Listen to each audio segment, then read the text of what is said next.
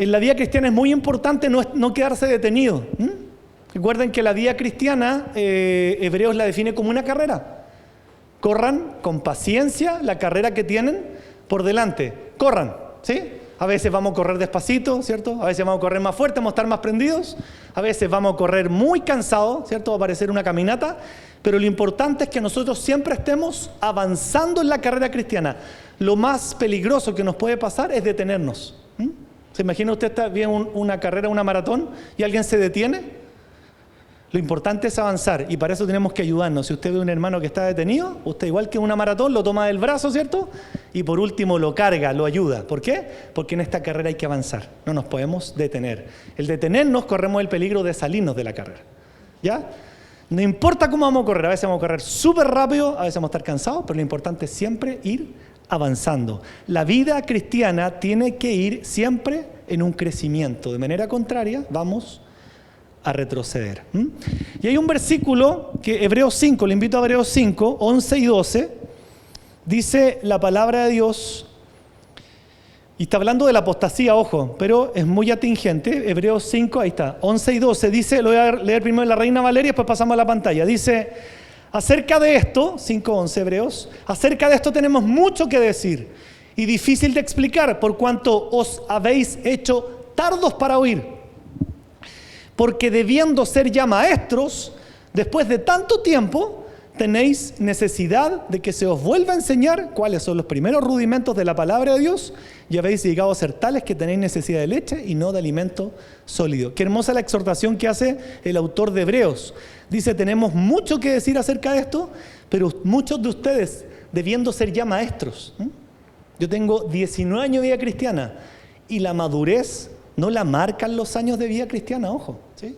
No porque uno ha estado 5, quiere decir que uno...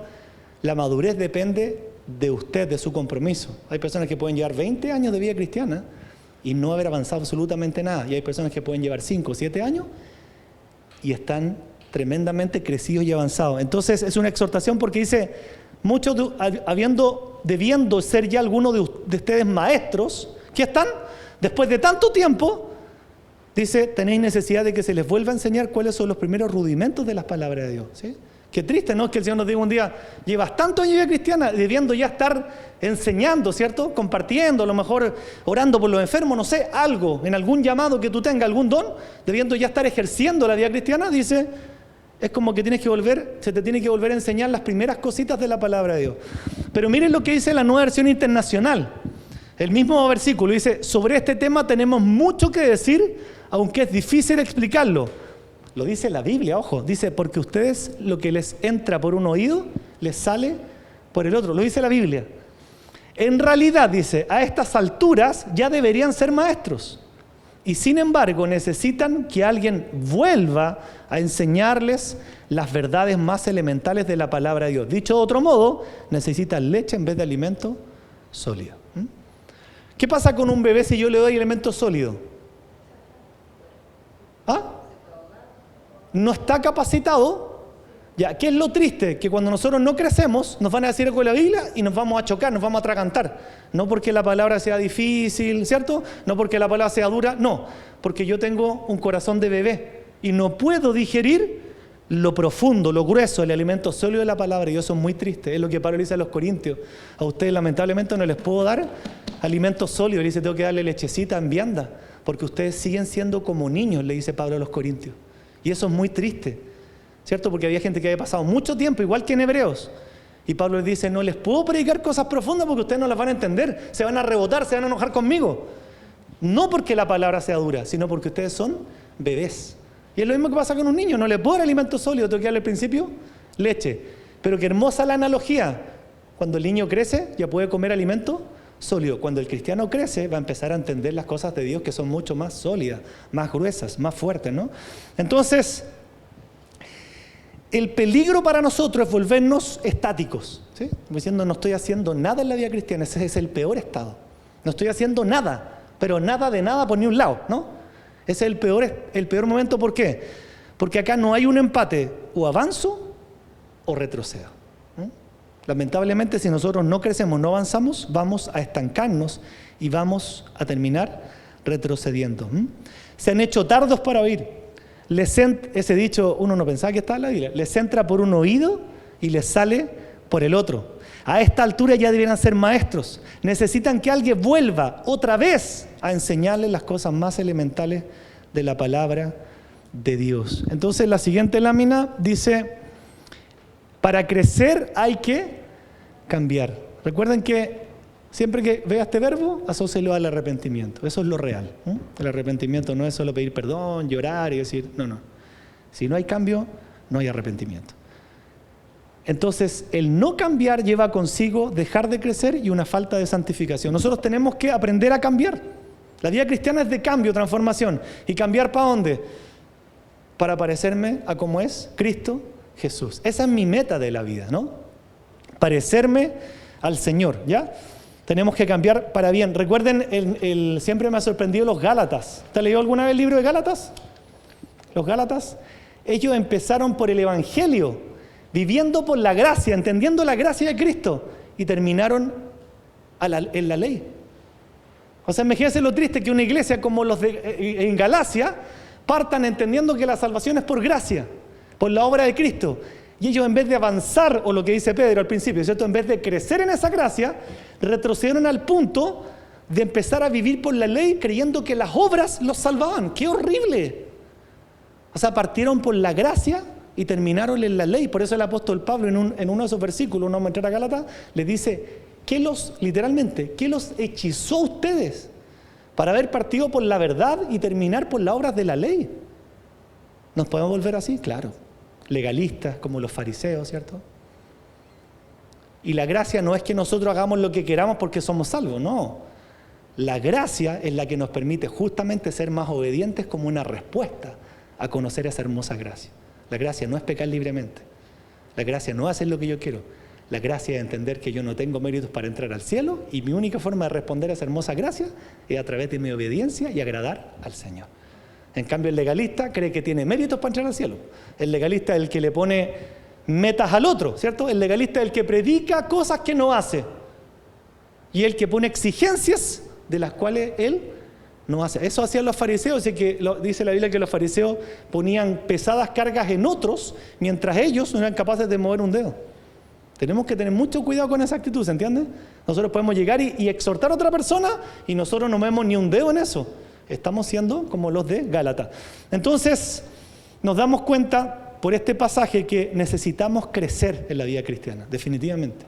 No podemos quedarnos como niños espirituales, porque hay otro pasaje que no está aquí, pero que dice que cuando somos como niños somos fluctuantes, que nos movemos por estratagema, usa la Biblia, o sea, nos movemos por puras corrientes y vamos de un lado a otro, ¿sí? Ahora agarré esto, ahora pienso esto, ahora dudo esto, y uno se da cuenta que ha perdido años de la vida, pero por mi infantilismo, por mi inmadurez, por no profundizar en el estudio de la Biblia, por no meter mi corazón en la Biblia. Entonces cualquier cosa me agarra, y me puedo pasar así 5, 10, 15 años, siendo un verdadero niño, ¿cierto? Por eso Jesús dijo algo tan importante en la Biblia que nunca se nos olvide. ¿Por qué vamos a ser conocidos? Por nuestros frutos. Listo. Jesús fue claro, ¿cierto? O sea, aquí nadie se puede engañar de que esa persona está... Por sus frutos los va a conocer. ¿Cuál es el principal fruto? Mi transformación, mi crecimiento para parecerme más a Cristo. Todos los demás frutos son secundarios, pero el principal, ¿cuál es? El fruto del Espíritu Santo en mí, el carácter de Cristo en mí. Entonces Jesús dijo, nadie se engañe, por sus frutos los conocerán. Listo.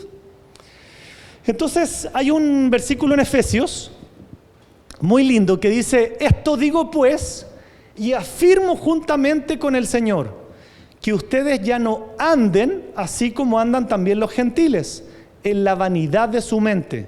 Ellos tienen entenebrecido su entendimiento, están excluidos de la vida de Dios por causa de la ignorancia que hay en ellos por la dureza de su corazón.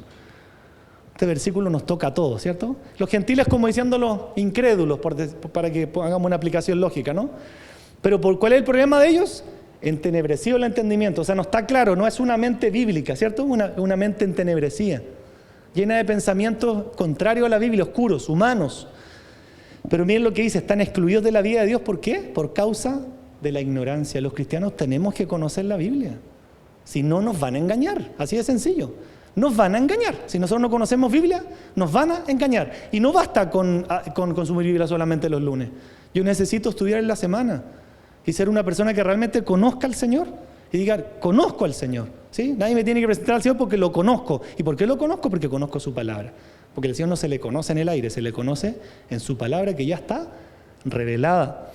Pero la ignorancia que hay en ellos por la dureza del corazón. Si algo nosotros nos damos cuenta y no estamos exentos, lamentablemente, y Jesús lo dijo, que en los últimos tiempos el amor de muchos se enfriaría. Nos pasa, ¿no? Lamentablemente vemos que en la iglesia pasa lo mismo, se enfrían los corazones. Alguien puede estar por morir y uno dice, ni me preocupaba esa persona, ni me interesaba, que estoy tan preocupado de mis cosas, pero eso no es que estemos ocupados, es que nuestro corazón está transformado en una piedra, en una roca, ¿cierto? Uno antes lloraba cuando uno tenía una necesidad por alguien, uno lloraba cuando veía algo en la televisión, era como que lo mismo, veo chocar 2 aviones y todo, y sigo, ¿no? Y me doy cuenta que mi corazón se ha puesto duro. Ya nada me toca la fibra íntima. Y uno dice, yo no quiero esa vida. ¿Tú no quieres esa vida? ¿Por qué? Porque Jesucristo no es duro. Jesucristo no es indiferente. Jesucristo no es indolente. El Señor llora cuando sabe que sus ovejas están perdidas. Deberíamos ser igual nosotros. Entonces, dice acá, ¿en qué? En vanidad. En vanidad. O sea, la vida que no tiene sentido, sin criterio. Uno a veces anda así por la vida. Uno puede preguntarse, ¿de qué estoy preocupado? De la vanidad esta vida. En vez de preocuparme de las cosas de Dios, puedo estar preocupado de las cosas que no tienen ningún sentido, que no me van a dejar nada, ¿no? Absolutamente nada. Entendimiento entenebrecido, sin claridad. ¿Por qué es importante que todos los días estemos leyendo Biblia? Porque es igual que una lavadora. La Biblia, ¿qué hace? Lavar nuestra mente, justamente para sacar las tinieblas. Entonces, cuando uno se pregunta, a ver, estoy diciendo esto, ¿lo que estoy pensando viene de mí o estoy pensando con una mente bíblica? Qué hermoso, ¿no? No, pues pienso esto porque la Biblia dice esto en tal pasaje, gloria a Dios. Pero yo puedo decir, no, yo pienso así porque yo pienso así. Bueno, la Biblia dice que la sabiduría humana es diabólica, así de sencillo. No hay empate. O tengo la sabiduría de Dios, o dice la sabiduría humana es terrenal, humana y es diabólica. Claro, por eso nos mandamos una tras otra, porque tomo decisiones diabólicas. Y después digo, y Señor, ¿por qué me pasó esto? ¿Cómo por qué me pasó esto? Si dijera, ¿me preguntaste lo que había que hacer? No. Hice lo que yo quise y después, Señor, ¿por qué permite esto? ¿Cómo por qué permite esto? Es como que te dijera, tírate del 5º piso pensando que va a salir para arriba y va a salir siempre para abajo. ¿Y qué hace uno? Se vuelve a tirar del 5º piso y después dice, Señor, ¿por qué esta desgracia? Pero te estoy diciendo que hay una ley de la gravedad. ¿Se entiende? Porque creemos que nuestra sabiduría es mayor que la de Dios. Teóricamente sabemos que la de Dios es superior, pero nuestras acciones ¿qué demuestran? Que nos creemos más sabios y tomamos decisiones de este tipo. Entonces, tenemos que entender que crecer es cambiar, definitivamente. Y en este pasaje nosotros podemos ver que necesitamos aplicar esto. Porque uno dice, bueno, ¿en qué podemos cambiar? Bueno, podemos tomar ejemplos muy sencillos de la palabra de Dios y que el Espíritu Santo nos ilumine el entendimiento para entender estas cosas, ¿cierto? Si usted cambia, va a crecer, ¿cierto? Piense que el Espíritu Santo siempre está dispuesto a querer cambiar su vida, pero el proceso de santificación progresiva tiene que ser con mi disposición. ¿Se entiende? La salvación no hice nada, pero en la santificación sí tengo que poner de mi parte. El Espíritu Santo siempre va a estar permitiendo cosas para cambiarme, pero yo me puedo resistir y quedarme sin cambiar, o cambiar muy poquito. Y cuando yo decido realmente hacer algo y cambiar, el Señor va a ir de la mano conmigo y mi vida va a cambiar y por tanto va a crecer. Si el tema es que somos malos para cambiar, ¿cierto? Como que el Señor nos viene hablando 1000 años alguna cosa y uno dele con que no, dele con que no. Somos así. Yo veo a mi hijo y digo, oye, a veces le digo, hijo, pero te he dicho 6 veces que no hagas eso. Y como que trato de mirar al Señor, es como que nos dijera a nosotros, te he dicho 5000 veces que no hagas eso. Y seguimos, ¿cierto? Entonces uno dice, ¿cómo pedirle a Dios que nos dé un corazón que quiera cambiar? Cuando Dios nos dice esto no, aunque no nos haga sentido, Él es el que sabe, nosotros no. Pero ¿cuál es la bendición de cambiar conforme a lo que Dios dice? Que crecemos y no nos quedamos como niños. Entonces, podemos crecer en estas cosas. Yo quiero compartirles ejemplos prácticos. El primero, podemos nosotros ¿en qué cambiar? En el hábito, ¿la siguiente? Eso, de hablar, estamos con delay. El internet. Dice, Efesios 4:25, por tanto, dejando de lado la falsedad, hablen verdad cada cual con su prójimo, porque somos miembros los unos de los otros. Uno de los pecados más extendidos en la iglesia, todos, es que somos súper buenos para mentir. y no le damos la gravedad que eso significa. Porque pensamos, bueno, si mentir, porque ¿se dan cuenta que tenemos una mente mundana y no bíblica? Porque uno dice, ya, si mentir total piola, le digo una mentira al pastor y le digo una mentira y pasa piola. No, pues no pasa piola, pues no estoy pensando bíblicamente, la mentira está metida en los 10 mandamientos. Es tan grave como asesinar a alguien, legalmente, no en sus consecuencias. Legalmente es lo mismo para Dios. Wow. Pero nosotros pensamos que pasamos piola, pero eso tiene consecuencias. Entonces, una de las cosas que podemos cambiar rápidamente es decir, Señor, de aquí en adelante voy a decir la verdad. La verdad. Dios es verdad. Y hay un pasaje muy lindo que dice que Dios ama la verdad en lo íntimo. O sea, mi relación con Dios tiene que ser ¿de qué? De verdad.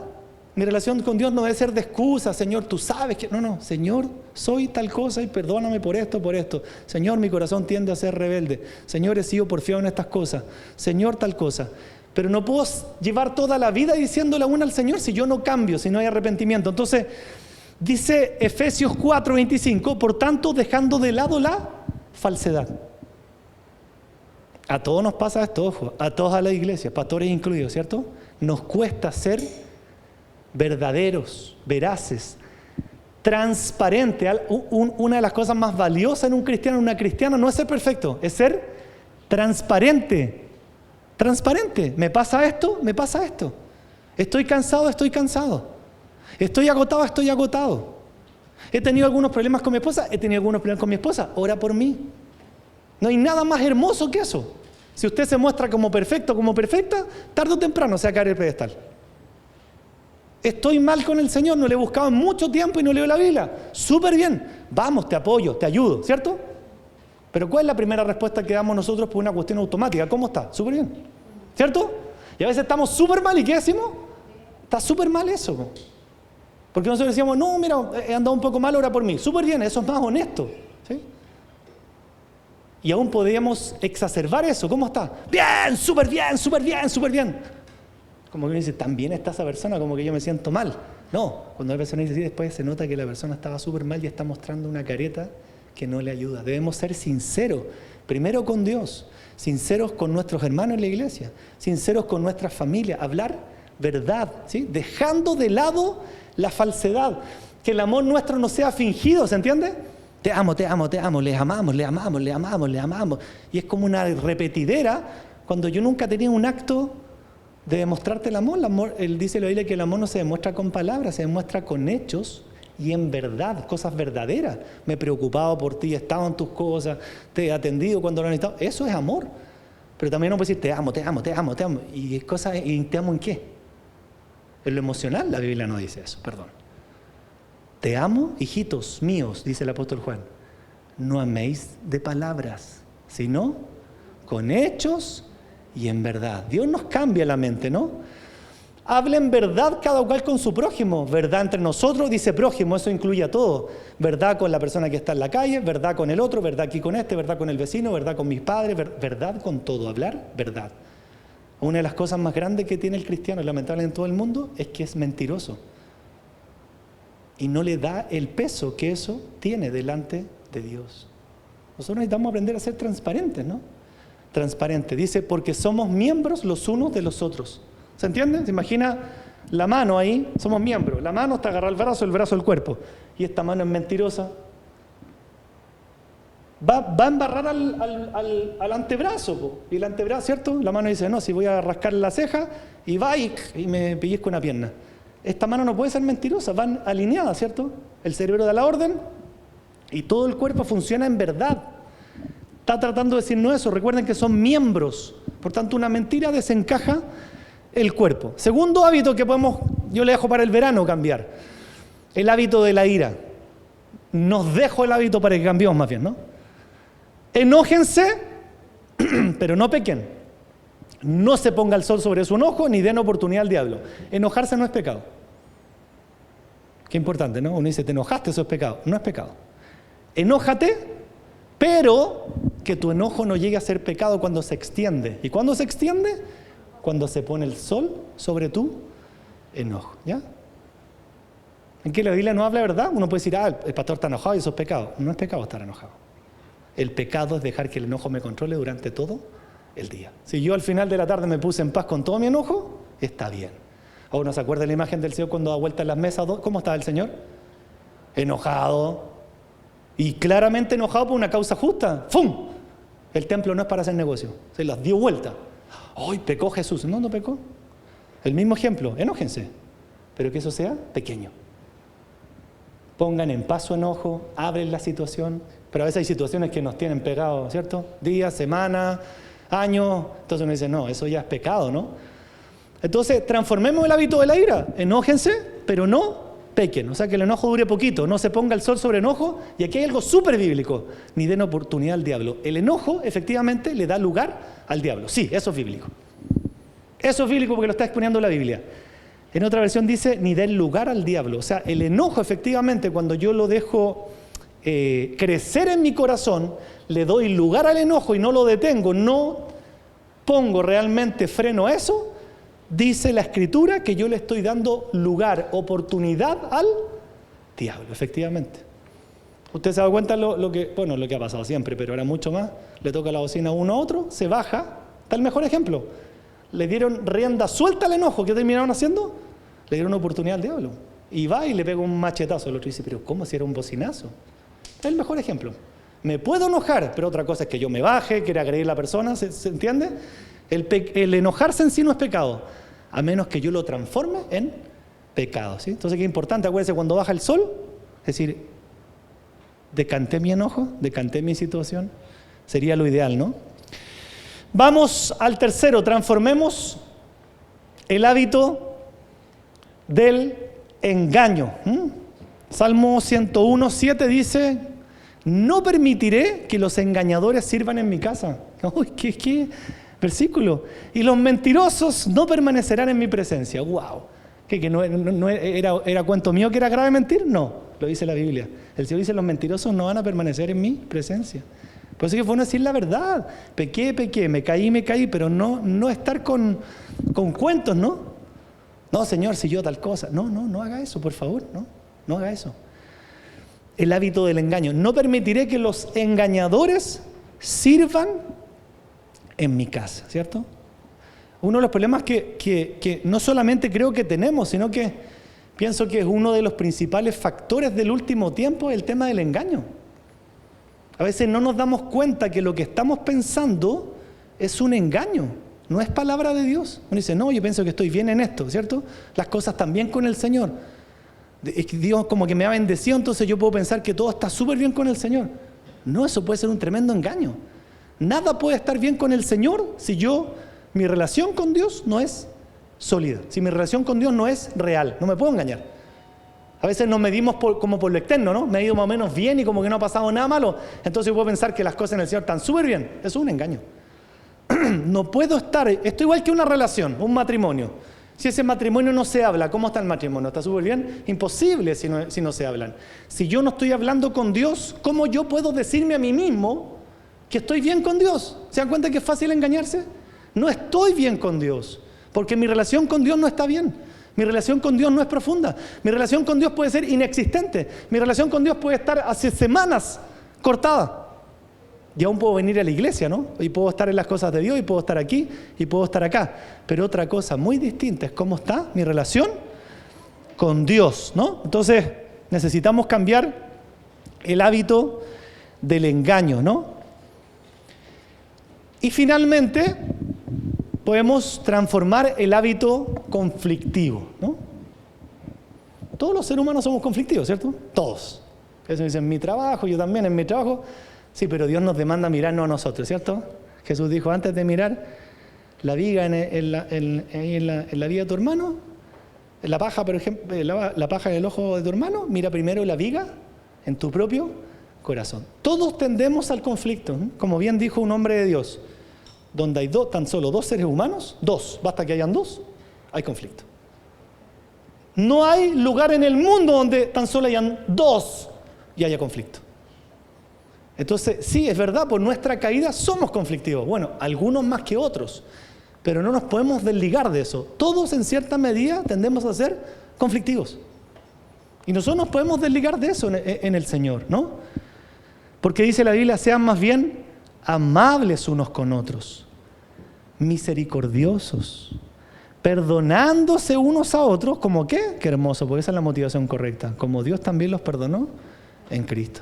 ¿Por qué tengo que estar perdonando a esa persona que siempre me hace cosas? Porque Cristo hizo lo mismo contigo. ¿Por qué tengo que perdonar a esa persona 70 veces? Porque el Señor te ha perdonado 70 millones de veces. Qué linda es la motivación cuando miro al Señor, el por qué se me acaba. Por eso dice ahí, perdonándose unos con otros, así como Dios los perdonó en Cristo. ¿Se acuerdan cuando los discípulos le preguntan, ya mal genio, ¿no?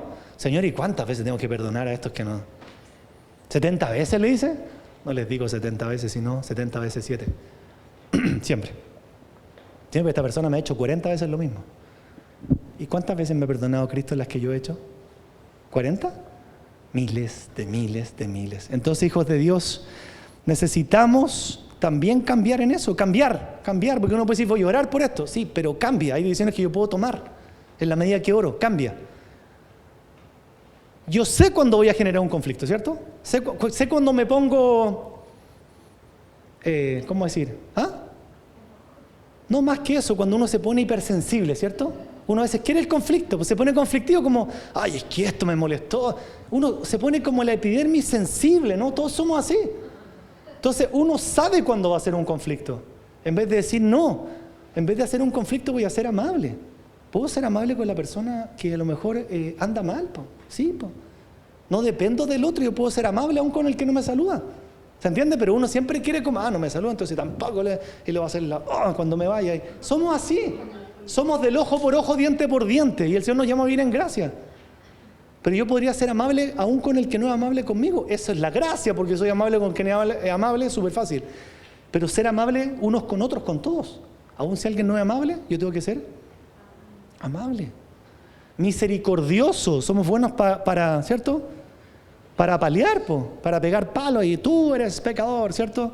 Y tú tal cosa, y nos sentamos en el pedestal de la superioridad moral. No, pues somos todos pecadores.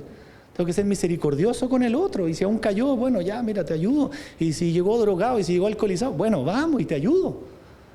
Pero no puedo tener un látigo, ¿se entiende? Como moralista de y pegar y pararme yo como si yo fuera intachable, ¿no?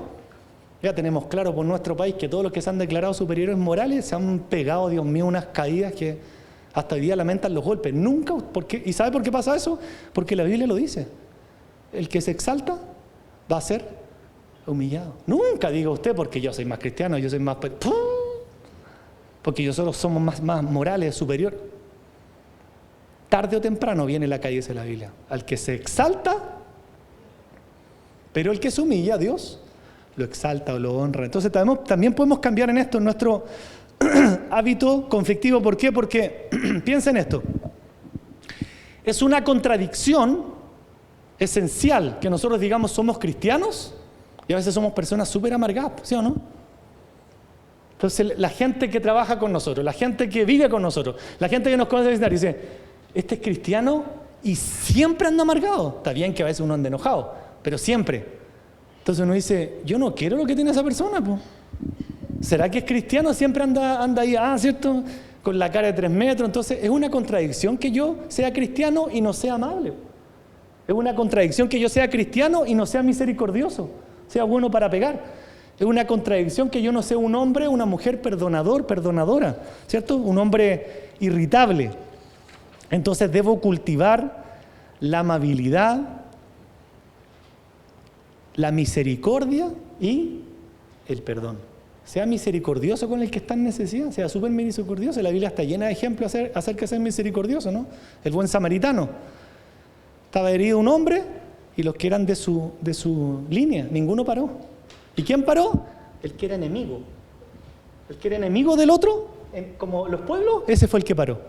¿Y qué está enseñando con la Biblia? Justamente eso, que aunque fuera mi enemigo, yo debo desarrollar misericordia. Y dice que lo atendió y le dejó, y todo lo que tuvieran que atenderle le dejó pagado, todo lo que tengan que curarle a él, yo lo dejo pagado. Así deberíamos ser misericordiosos, aún con alguien que nos haya hecho daño.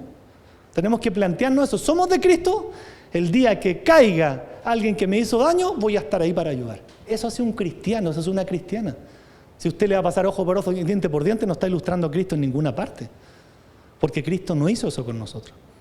Éramos sus enemigos y Cristo nos dio vida eterna. Cuando usted se entere que caiga alguien que le ha hecho daño, vaya a hacerle misericordia. Pero hágalo, porque su mente le va a decir que no, su cabeza le va a decir que no, su corazón le va a decir que no. Pero la palabra de Dios y el Espíritu Santo están alineados para decirle, hazlo. Por eso es que el cambio, el arrepentimiento es un cambio. Lo voy a hacer, no me lo voy a cuestionar, lo hago. Una vez alguien me preguntó cómo lo hago porque tengo un compañero que me tiene mala, me ataca, me hace la guerra. Yo tomé la Biblia y le dije, mira, dale gracias. ¿Cómo eso? Anda en la mañana, anda al desayuno y tráele regalo un café. Porque la Biblia dice eso. Cuando tu enemigo tuviere hambre, dale de comer. Si tuviere sed, dale de beber. Y ascuas de fuego amontonarás sobre su cabeza. Romanos 12:18, si no me equivoco. O sea, lo vas a avergonzar. Él se va a avergonzar por su actitud. Bueno, lo empezó a hacer y terminó siendo amigo. ¿Quién es más sabio, nosotros o Dios? Dios. Con el que le hacía la guerra en el trabajo, le llevó un chocolate. Y el otro miró feo, como, ¿qué te pasa? No, un regalito, compañero. Le llevaba un café, le llevaba cosas que le gustaban. ¿Se da cuenta? Una actitud que es de Cristo va a producir un efecto que es de Dios. Sean más bien amables unos con otros, misericordiosos, perdonándose unos a otros, así como también Dios los perdonó en Cristo. Entonces, hijos de Dios, para terminar,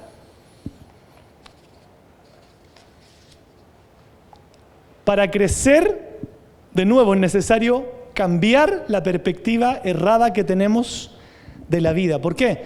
Porque para que esto sea real y no sea una teoría, pusimos cosas aplicativas. Dios tiene que volver al centro de nuestros corazones. Y eso implica que lo que Dios te diga, yo no lo voy a cuestionar. ¿Cierto? Lo que Dios me diga, yo no lo voy a resistir. Porque tenemos ese problema todos. Nos creemos dioses. Finalmente ese es el problema. Nos creemos dioses. Porque Dios nos dice algo y yo a la salida de la esquina hago lo que yo quiero. Me creo Dios. Me creo el dueño de mi vida.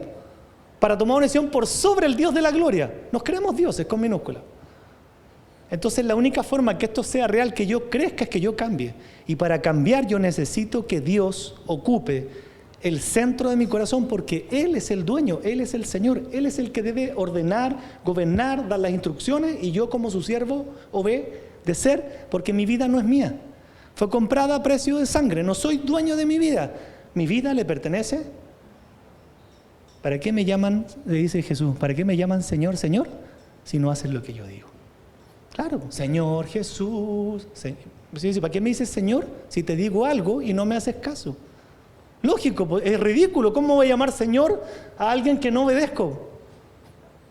Entonces ahí cuando dice, mi mente está craneando mal. Claro, Señor, bueno, si eres mi Señor, tú me estás diciendo esto, yo lo voy a hacer. Porque Él es Dios delante de mí. Entonces, entendamos esto, que ¿por qué dice acá una perspectiva errada de la vida? Porque ¿sabe qué? Nuestra mente no ha sido todavía transformada. ¿Cierto? Piense cómo mira la vida usted, y quiero que sea muy sincero, muy sincera. ¿Cómo mira la vida usted? Porque va a decir, no, sí, Él es el Señor y yo soy su siervo. Pero no miramos la vida así, digamos la verdad. Nosotros pensamos que Dios es nuestro siervo. ¿Y cómo lo podemos reafirmar?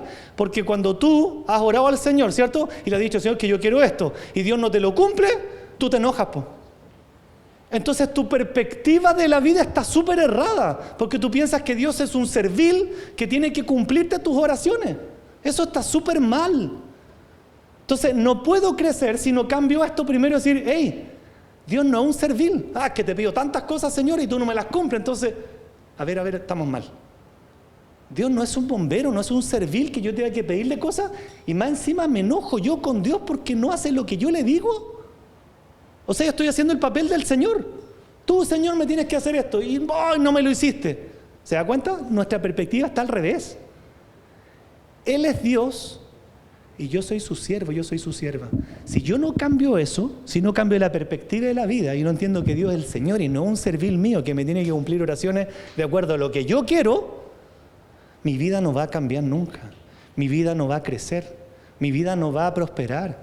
Mi vida no va a ser bendecida. ¿Por qué? Porque la perspectiva más profunda es que yo pienso que digo, Señor es Dios, pero yo estoy viviendo la vida como un Dios y tengo a Dios de servil. Lo demuestro cada vez que me enojo porque Dios no me cumple una oración.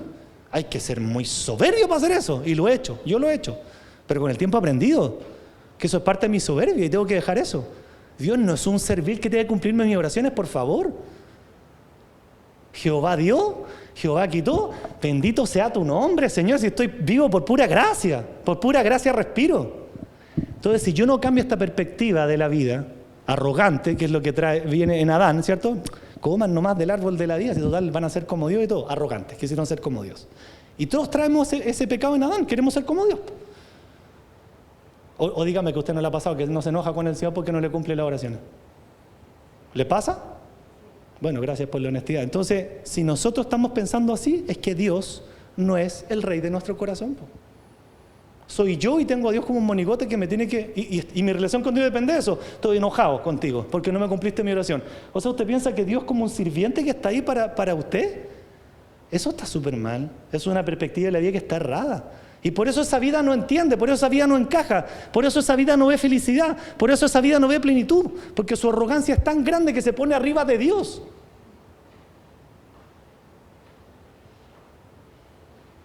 Más que tomar la Escritura y dice, la voluntad de Dios es que ustedes den gracias en todas las cosas. Eso es un siervo. Tú eres el Señor.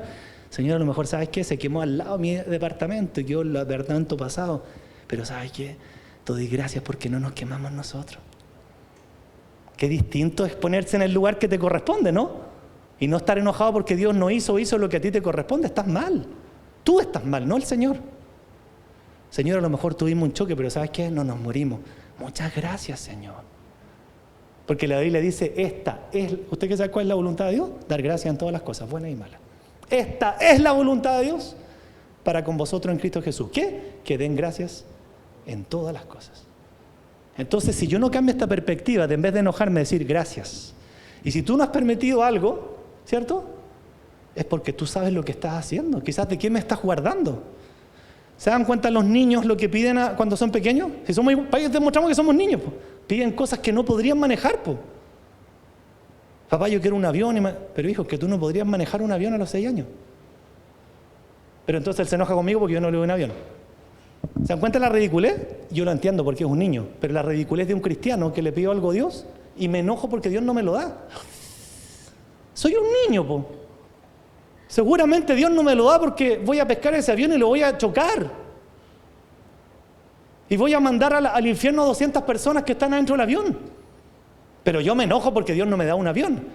Eso representa la inmadurez de no conocer una perspectiva de la vida que tenga relación, hijos de Dios, con la Biblia.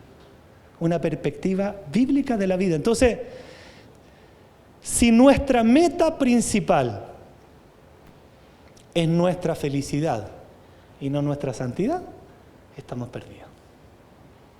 Una persona que se cree Dios, ¿cuál es la meta de su vida? Yo quiero ser feliz en este mundo. Una persona que dice quiero ser feliz en este mundo no ha leído ni 3 hojas de la Biblia.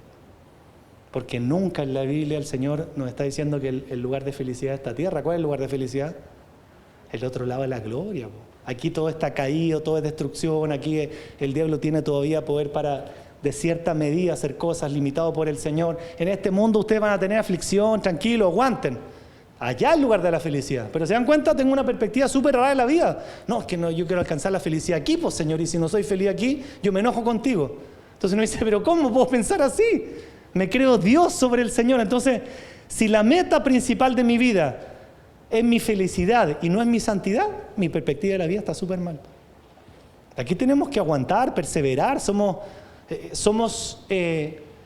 los bichos raros de este mundo. Somos los que tenemos que nadar contra la corriente de este mundo. Nunca en la Biblia el Señor dice que aquí vamos a ser felices. Vamos a experimentar bendiciones, por supuesto, y podemos ver la gloria de Dios de cierta manera. Pero la felicidad, la gloria, todo lo espectacular va a estar allá, no aquí. Aquí es para prepararse, para perseverar. Entonces tengo un problema de perspectiva de la vida.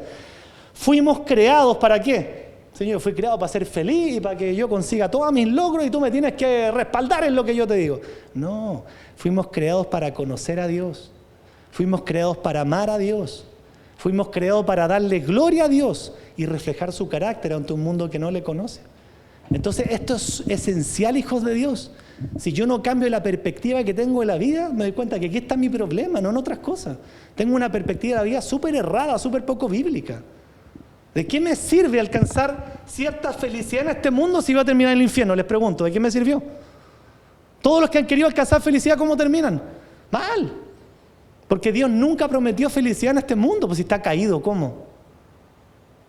El Señor tiene una morada donde realmente vamos a ver una real felicidad, una real plenitud. No más pecado, no más llanto, no más preocupación, no más cansancio. ¡Wow! No podemos imaginarlo cómo va a ser. Entonces fuimos creados para conocerlo, amarlo, glorificarlo. Cuando quitamos a Dios del primer lugar, ¿qué se refiere a esto? Yo no entiendo que yo soy el siervo y tengo que yo seguir a mi Señor, y no el Señor es mi servil al cual yo tengo que decirle cosas para que las cumpla, y si no las cumpla yo me enojo. Si no cambio esa forma de pensar, no voy a entender para qué estoy en este mundo. Y lo único que voy a hacer es una fábrica, una verdadera fábrica de ídolos en mi corazón. ¿Por qué? Porque los seres humanos somos idólatras. Si yo realmente no tengo al Señor en primer lugar, esto es una seguridad. Su corazón se va a ir detrás de cualquier ídolo. Una mujer, un hombre, plata, dinero, trabajo, y va a estar toda la vida pegando cabezazos en el muro. Porque somos máquinas de hacer ídolos. Por eso es que mi corazón debe estar enfocado ¿en qué? En la necesidad de tener a un solo Dios. Si yo no tengo a Dios, voy a estar siempre agarrando un ídolo. Y eso se va a comer el gobierno de mi corazón. Y se va a ir por el despeñadero. Porque si usted sienta a un hombre, una mujer en su corazón, siente un trabajo en su corazón, ponga el dinero en el trono de su corazón, lo que sea, se va a destruir. ¿Por qué? Porque son dioses ajenos. Entonces, si nosotros quitamos al Dios verdadero en primer lugar, vamos a estar creando todos los días ídolos en nuestro corazón. ¿Qué es la idolatría? Le hemos explicado tantas veces en la iglesia, ¿no? No es que usted tenga estatua en la casa. La idolatría es algo que usted ama mucho más que a Dios. Y eso lo demuestra en el día a día. Lo que se lleva su mejor tiempo, su mejor pasión, sus mejores ideas, sus mejores dones, sus mejores talentos. ¿Qué es lo que es? Si no es Dios, quiere decir que ese es el ídolo en mi vida. Puede ser el trabajo, algo tan sencillo. Pero si es necesario trabajar, sí. Pero no debo poner el trabajo en el centro de mi corazón, que es distinto. ¿Se entiende? Yo podría transformar a mi hijo en ídolo. Gracias, horror. Mis hijos los amo, pero ellos no son lo más importante en mi vida. No son los adoro. Porque no. Los quiero, los amo, ¿cierto? Los voy a tratar como papá. Ahí está el problema. Idolatro a mi esposo. Nunca había tenido un esposo tal cual y todo. A los 6 meses se le pega el porrazo ese, ¿no? Somos necios en eso. El Señor nos dice que no nos hagamos ídolos, pero dele con la cuestión. Vamos con ídolos, ¿cierto? Un ser humano, el dinero. Ahora sí encontré irme a trabajar a Alemania, encontré la vida. No. El único que tiene que alcanzar el lugar de mi corazón es el Señor. Y los ídolos, hijos de Dios, del corazón, explican y justifican en nuestras mentes el estilo de vida que llevamos, ¿cierto? Entonces en eso tenemos que evaluar y decirnos la verdad esta noche. Decir, Señor, ¿cuáles son los ídolos que yo tengo? A lo que realmente yo no quiero soltar, po. Sencillo, po. Lo que yo no quiero soltar, po. Ese es el ídolo en mi vida, po. Y mientras tenga ese ídolo, no voy a estar Dios realmente en mi corazón, sino que va a estar eso. Y mi vida no va a cambiar, no va a crecer, no va a caminar. O hay un momento en el que el Señor en su amor va a derribar ese ídolo, pero eso es a otro precio, un poco más doloroso, ¿sí? Yo lo he vivido también y prefiero dejarlo yo. Porque cuando Dios derriba un ídolo, lo hace por amor a nosotros, porque si no nos perdemos, gracias Señor. Pero es otro precio, ¿sí? Es a otro precio. Piensa en la vida de Nabucodonosor. Era tanta su idolatría. ¿Quién era el Dios de Nabucodonosor? ¿Quién era el Dios de Nabucodonosor? Excelente, él mismo, po. Porque todos los tronos y la gloria para mí, él mismo, po. El Señor le advirtió, deja ese ídolo de Nabucodonosor, tú no eres Dios. Todo para él, se lo mandó a decir con un hombre, no pasó nada. Al cabo de un año, dice que el Señor en su amor, nos cuesta entender esto, la disciplina es parte del amor del Señor, le dejó la mente como una bestia. Nabucodonosor era un animalito. ¿Pero qué trajo como consecuencia eso? Un dolor tan grande que Nabucodonosor se arrepintió y dijo, ahora sí, el único Dios verdadero eres tú. Ya no más la gloria o reinos para mí como rey, es para el Señor.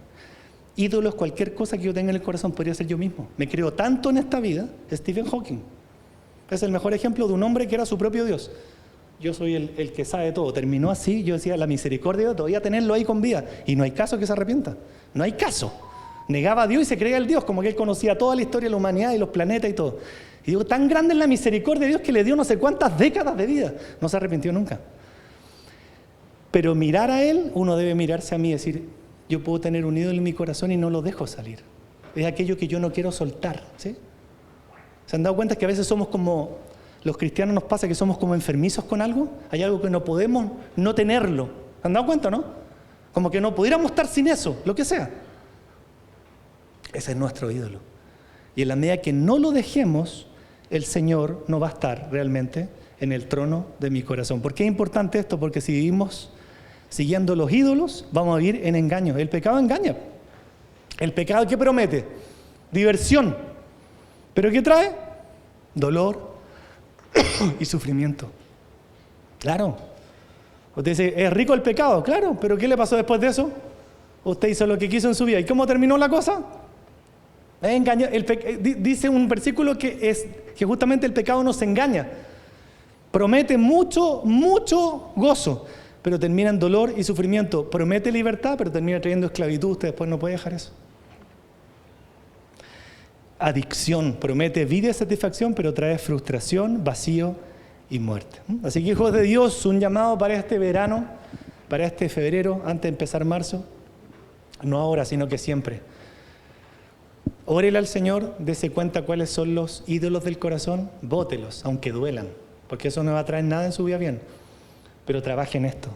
Señor, dame un corazón que realmente tenga una perspectiva correcta de la vida. Tú no eres un mono servil que tenga que cumplir mis oraciones, por favor. Si esa es mi visión de Dios, estoy súper errado.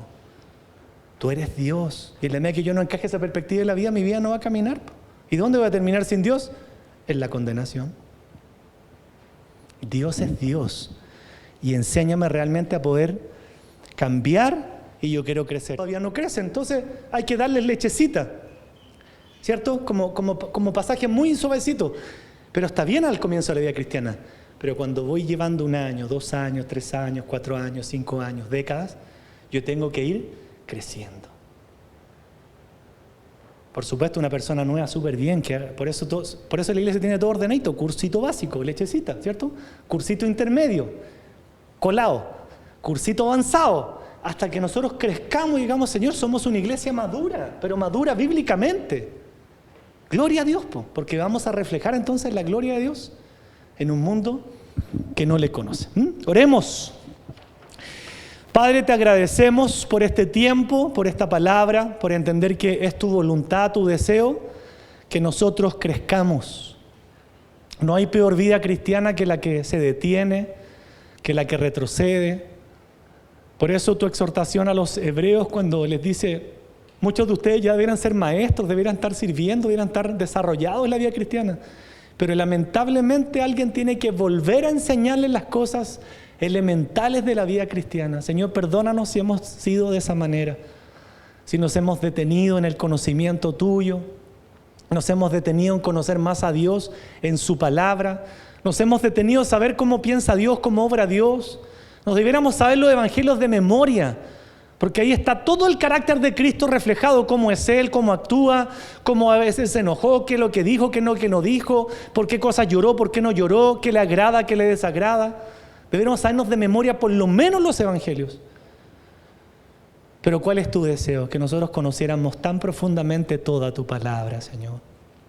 Y por eso es que a veces no entendemos, porque somos como niños. Tenemos una imagen de Dios a nuestra conveniencia. Somos como los niños que le piden a sus papás, y sus papás, sabiendo que no les van a dar algo porque eso le haría daño, los niños se enojan con el papá y piensan que el papá es malo, cuando el papá está haciendo lo correcto de no darle a un niño algo que le haría daño. Y muchas veces somos contigo así. Perdónanos, Señor, por nuestra inmadurez.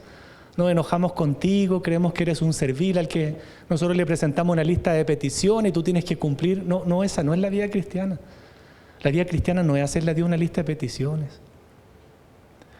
La vida cristiana contiene peticiones a Dios, pero hay algo muy importante que enseña la Biblia, que esas peticiones vayan conforme a la voluntad de Dios. Y eso te rompe toda tu lista. Que si pedimos conforme a su voluntad, dice la Biblia, Él nos oye. Si pedimos conforme a su voluntad. ¿Cómo tú sabes que estás pidiendo conforme a su voluntad? Porque has conocido su palabra. Perdónanos porque hemos perdido el tiempo de la vida en conocer tu palabra y a veces oramos cosas que no tenemos idea. Si pedimos conforme a su voluntad, conforme a su palabra, Él nos oye. Y si Él nos oye, dice la Biblia, tenemos las peticiones que le hayamos hecho. Te vas a gozar de que tus oraciones son respondidas por Dios. ¿Por qué? Porque aprendiste a orar conforme a su voluntad. Pero si no conoces la Escritura, puede ser igual que un niño que le pide manejar un avión a un papá teniendo 6 años. Señor, perdónanos porque a veces no hemos crecido.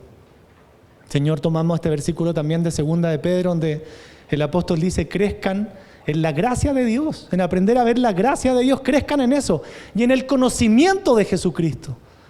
Perdónanos porque no consumimos Biblia, no meditamos Biblia, no estudiamos Biblia, no memorizamos Biblia.